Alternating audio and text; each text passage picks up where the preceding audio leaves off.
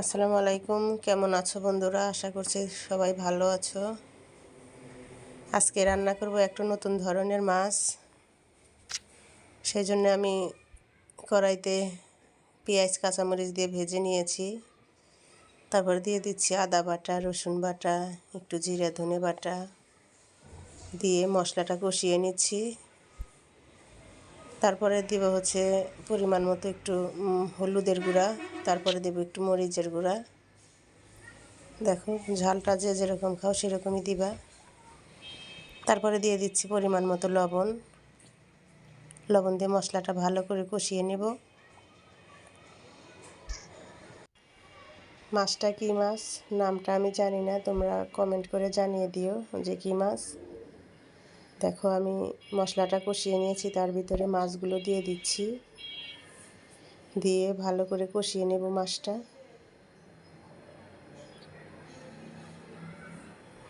কষিয়ে নিয়ে পরিমাণ মতো সুরা দিয়ে দেব, দিয়ে ভালো করে আবার জাল দিয়ে নিব। অনেক সুন্দর একটা কালার আসছে, দেখো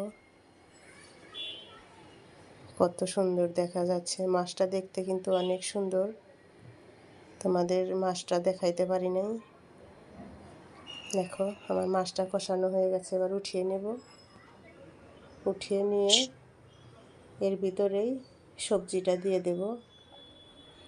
দেখো এই সুরাটা আছে, সুরাটার ভিতরে আমি সবজিটা দিয়ে দিচ্ছি, আলু বেগুন আর শিম। আমার কাছে চোষা আলু খেতে খুব ভালো লাগে, তাই দিয়েছি। তোমরা চাইলে ছিলেও দিতে পারো। আবার দেখো আমি কষাচ্ছি, কত সুন্দর একটা সেন্ট বের হচ্ছে। তোমরা কিনে খেয়ে দেখবা যে মাছটা কীরকম।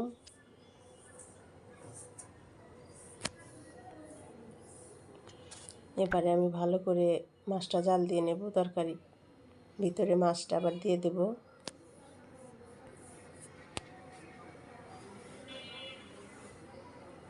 দিয়ে আবার একটু নেড়ে চেড়ে ডাবিয়ে দেব, দিয়ে জাল দিয়ে নেব।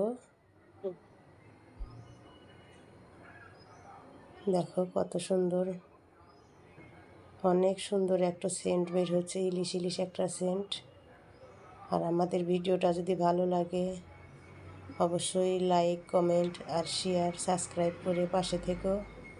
তোমরা যদি পাশে থাকো তাহলে ভিডিও বানাতে খুব ভালো লাগে আমাদের। দেখো কত সুন্দর একটা কালার এসছে।